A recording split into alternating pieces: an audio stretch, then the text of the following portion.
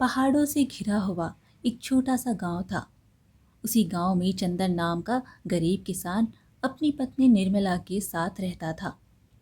चंदन बहुत ही मेहनती किसान था, परंतु बचपन से ही चंदन कुबड़ा था।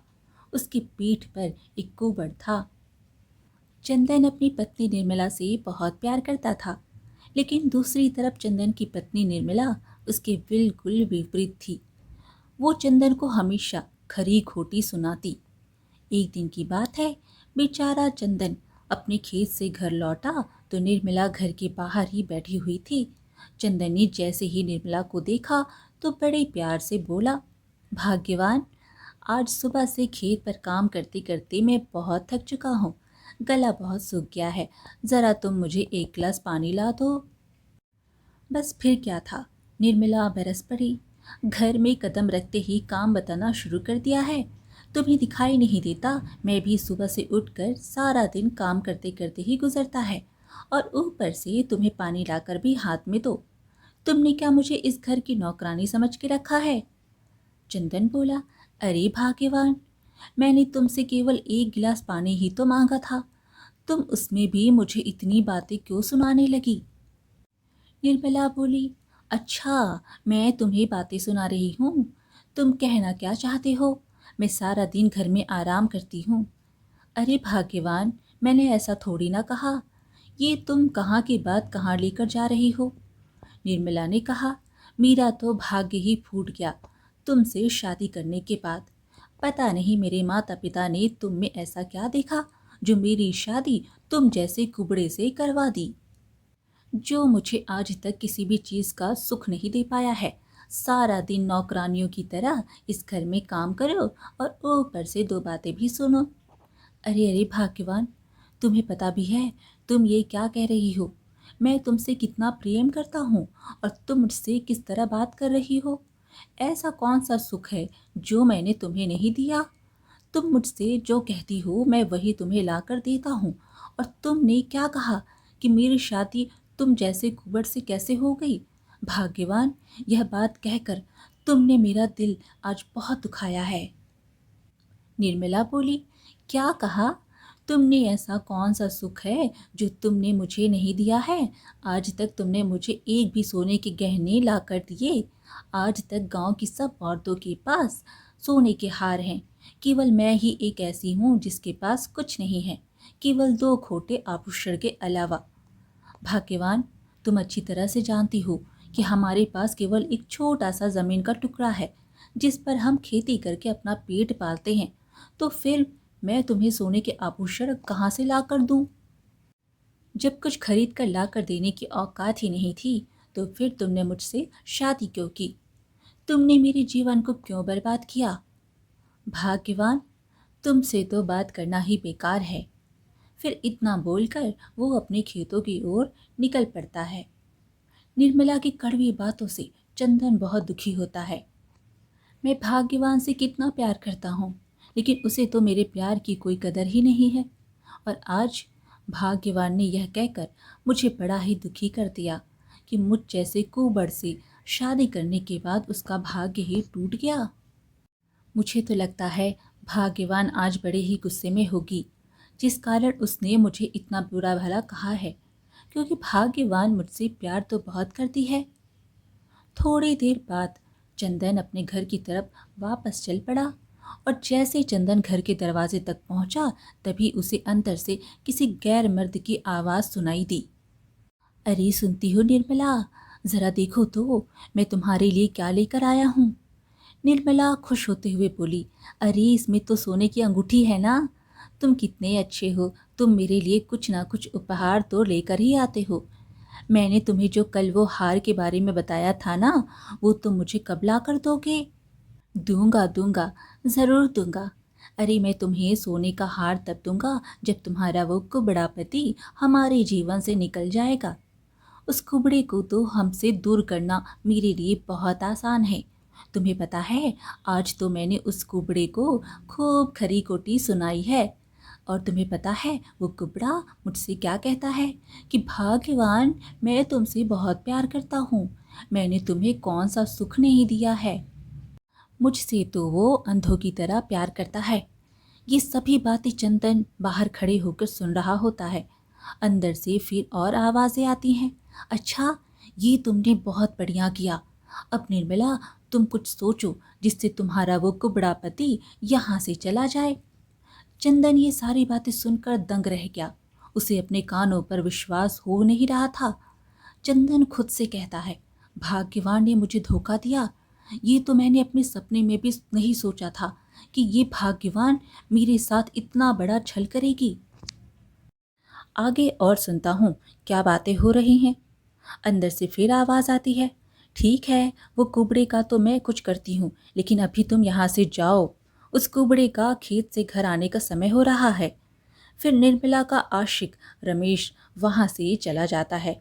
चंदन गुस्से से घर के अंदर गया और निर्मला से पूछने लगा, भाग्यवान, अभी जो आदमी हमारे घर आया था वो कौन है और वो यहाँ क्यों आया था?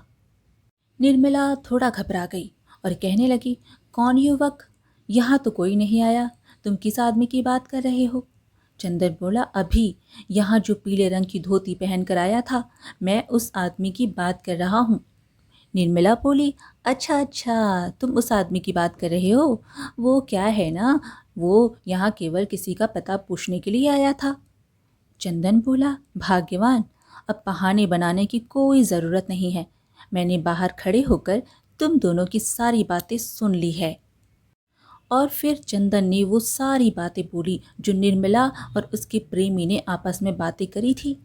चंदन निराश होते हुए बोला, भाग्यवान, मुझे तुमसे यह उम्मीद बिल्कुल नहीं थी कि तुम मेरे साथ ऐसा करोगी।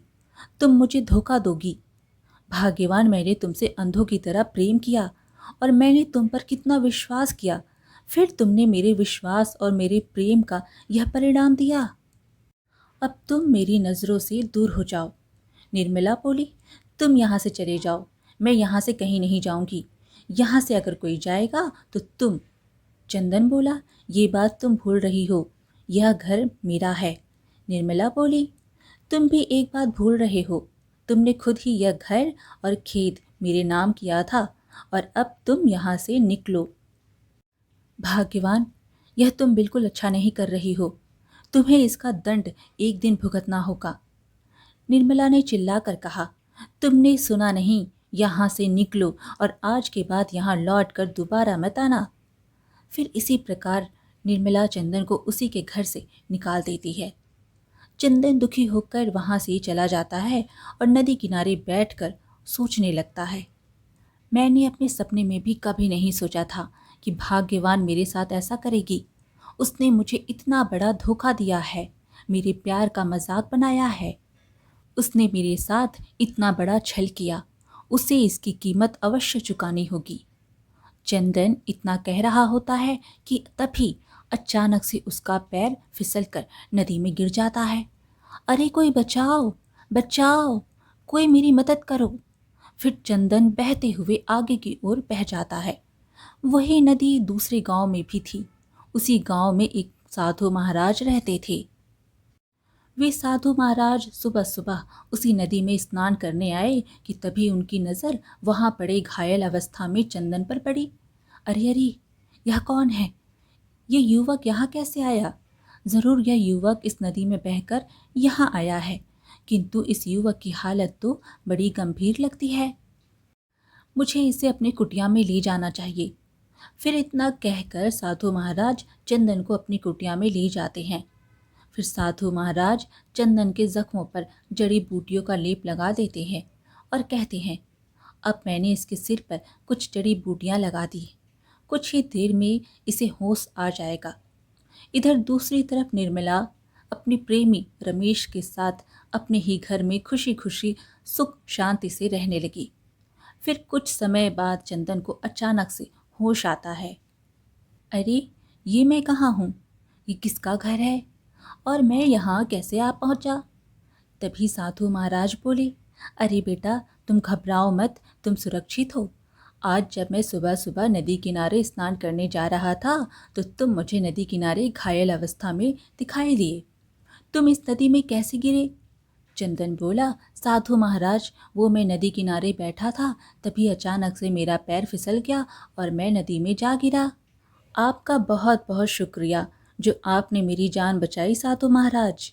साधु ने कहा, अरे पुत्र, इसमें शुक्रिया कहने वाली कौन सी बात है, यह तो मेरा कर्म है। किंतु पुत्र, तुम रहते कहाँ हो, तुम्हारा नाम क्या है, और पुत्र तुम्हारी पीठ पर यह कुबड़ कैसा। साधु महाराज, मेरा नाम चंदन है, मैं रामपुर गांव में रहता हूँ और जन्म से ही ऐसा हूँ। साधु ने कहा, अच्छा, रामपुर गांव, वो तो यहीं नज़दीक है, चलो मैं तुम्हें तुम्हारे घर तक छोड़ कर आता हूँ। वैसे भी आज मुझे उसी गांव की ओर जाना है। चंदन बोला, नहीं नहीं साधु महाराज, मैं अपने घर अब कभी नहीं जाऊंगा। साधु चौंक कर बोले, मैं कुछ समझा नहीं पुत्र, तुम अपने घर नहीं जाओगे तो फिर तुम कहाँ रहोगे। चंदन बोला, साधु महाराज, कहीं पर भी रह लूँगा, परंतु मैं अपने घर अब कभी नहीं जाऊँगा। वहाँ अब मेरा कोई नहीं है, वहाँ मेरा कोई नहीं है। साधु हैरान हो पूछे, मैं कुछ समझा नहीं पुत्र, तनिक तुम मुझे समझाओ, बात क्या है।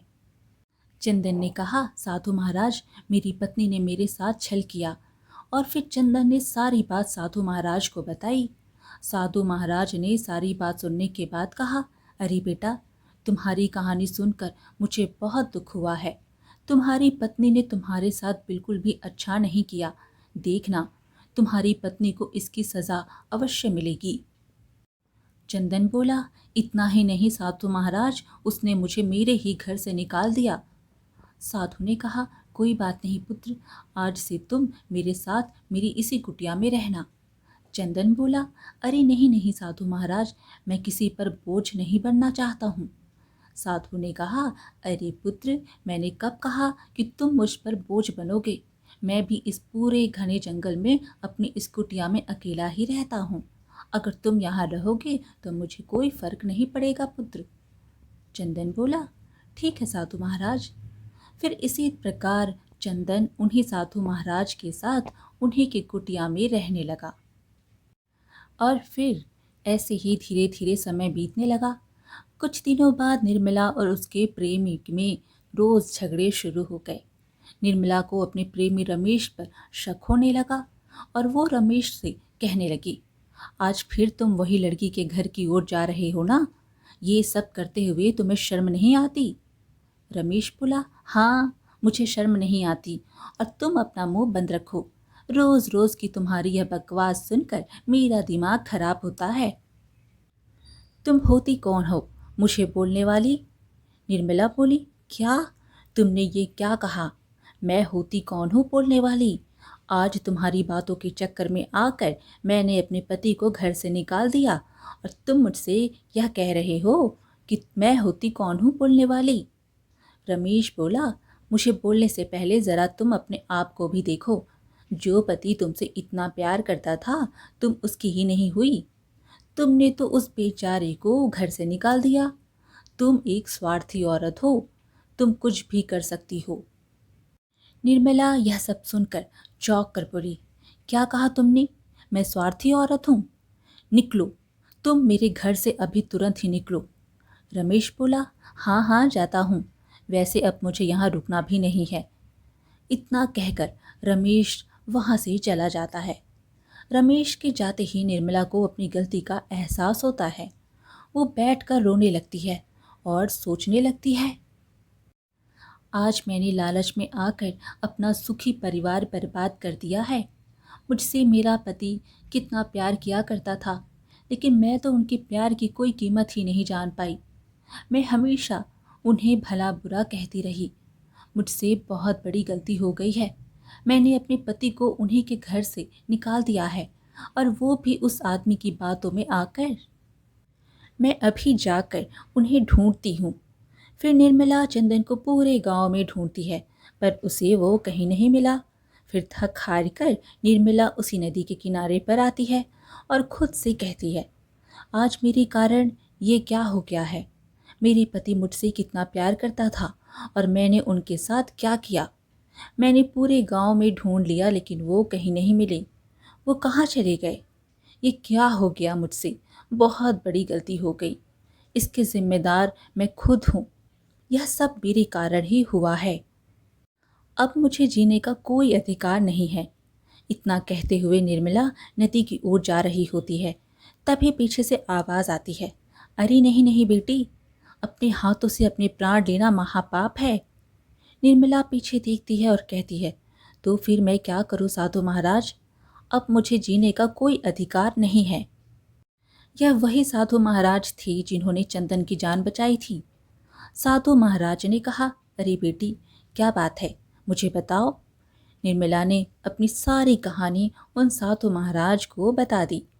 साधु महाराज ने उसकी बातों को सुनकर कहा, अरे बेटी, इसमें तो सारी की सारी गलती तुम्हारी ही है। जो तुमने तुम्हारे पति के साथ छल किया, उस बेचारे ने तुम्हारे ऊपर इतना विश्वास किया और तुमने उस विश्वास का उसे यह परिणाम दिया। वैसे तुम्हारे पति का क्या नाम है? तुम कहाँ रहती हो? निर्मला बोली, मैं जानती हूँ ना साधु महाराज, मेरी ही सारी गलती है, मेरे कारण ही ये सब हुआ है। मेरे पति का नाम चंदन है, हम रामपुर गांव में रहते हैं। वो पता नहीं पिछले कुछ दिनों से, जब से मैंने उन्हें घर से निकाला है, पता नहीं वो कहाँ चले गए। आज मैंने उन्हें पूरे गांव में ढूंढा, मगर वो मुझे कहीं नहीं मिले। साधु महाराज चंदन का नाम सुनकर सोचने लगे, कहीं यह वही चंदन की बात तो नहीं कर रही जो पिछले कुछ दिनों से मेरे साथ रह रहा है। ज़रूर यह उसी की बात कर रही है। तभी निर्मला बोली, साधु महाराज, मुझे मेरे पति कहीं नहीं मिले ना, तो मैं अपनी जान दे दूंगी। साधु महाराज बोले, अरे बेटी, तुम्हें तुम्हारे पति से मैं मिलवाऊंगा। निर्मला बोली, आप मुझे मेरे पति से कैसे मिलवा सकते हैं? साधु महाराज ने कहा, बेटी, तुम मेरे साथ चलो, तुम्हें सब पता चल जाएगा। फिर साधु महाराज की बात मानकर निर्मला उनके साथ गई। साधु महाराज अपनी कुटिया पर पहुंचते ही चंदन को आवाज़ लगाया, चंदन, ओ चंदन, ज़रा बाहर तो आओ। चंदन बाहर आया और कहने लगा, क्या हुआ साधु महाराज? तभी चंदन की नज़र निर्मला पर पड़ी और उसे देखते ही चंदन क्रोध में आ गया। अरे निर्मला, तुम यहाँ क्यों आई हो? मेरी नज़रों से दूर चली जाओ, मैं तुम्हारा चेहरा देखना भी पसंद नहीं करता, जाओ यहाँ से। निर्मला रोते हुए कहने लगी, मुझे माफ़ कर दो, मुझसे बहुत बड़ी गलती हो गई है, कृपया करके मुझे माफ़ कर दीजिए, माफ़ कर दीजिए। चंदन बोला, माफ़ी? तुम्हें कहते हुए शर्म नहीं आ रही? मैं तुम्हें कैसे माफ़ कर सकता हूँ? नहीं नहीं, तुमने मेरे साथ छल किया है, मैं तुम्हें कभी माफ़ नहीं करूँगा और अब तुम यहाँ से जाओ। निर्मला चंदन के पैरों पर गिर जाती है, मुझे माफ़ कर दो, मुझसे बहुत बड़ी गलती हो गई है। तभी साधु महाराज ने कहा, बेटा चंदन, तुम मेरी बात सुनो, तुम अपनी पत्नी को माफ़ कर दो। जब मैं पड़ोस के गांव से आ रहा था, तब यह अपने आप को कोस रही थी और कह रही थी कि क्या हो गया मुझसे, बहुत बड़ी गलती हो गई, इसकी जिम्मेदार मैं खुद हूँ, यह सब मेरे कारण ही हुआ है, अब मुझे जीने का कोई अधिकार नहीं है। वो नदी की ओर जा रही होती है, तभी मैंने पीछे से आवाज़ लगाया और मैंने इसे समझाया, चंदन मेरी बात मानो, तुम्हारी पत्नी को अपनी गलती का एहसास हो गया है, तुम अपनी पत्नी को क्षमा कर दो और इस बात को एक बुरा सपना समझकर भूल जाओ और फिर नए जीवन की शुरुआत करो। साधु की बात सुनकर चंदन को निर्मला पर दया आ जाती है और वो कहता है, ठीक है भाग्यवान, मैं तुम्हें क्षमा करता हूँ। साधु महाराज भी खुश होते हुए बोले, यह तो बड़ी ही खुशी की बात है, अब तुम दोनों फिर से एक हो गए हो। बेटी, मैं तुमसे एक बात कहना चाहता हूँ, भले ही तुम्हारा पति कम पैसे कमाए, तुम्हें उन्हीं पैसों में गुजारा करना चाहिए, ज़्यादा धन दौलत का मोह नहीं करना चाहिए। हमें जो कुछ भी ऊपर वाले ने दिया है, हमें उसी में खुश रहना चाहिए। अब तुम दोनों वापस से एक हो गए हो, इस खुशी में मैं तुम्हें कुछ उपहार देना चाहता हूँ। साधु महाराज अपनी आंखें बंद कर एक मंत्र पढ़ते हैं और वहाँ एक सोने के आभूषणों से भरा मटका आ जाता है। ये लो, यह सोने के आभूषणों से भरा मटका मैं तुम्हें देना चाहता हूँ। निर्मला बोली, नहीं नहीं साधु महाराज, मुझे यह सब कुछ भी नहीं चाहिए, मुझे मेरे पति मिल जाए, वही मेरे लिए सबसे बड़ी खुशी की बात है, अब मुझे इनके अलावा और कुछ नहीं चाहिए। चंदन भी बोला, नहीं नहीं साधु महाराज, अब मुझे कुछ नहीं चाहिए।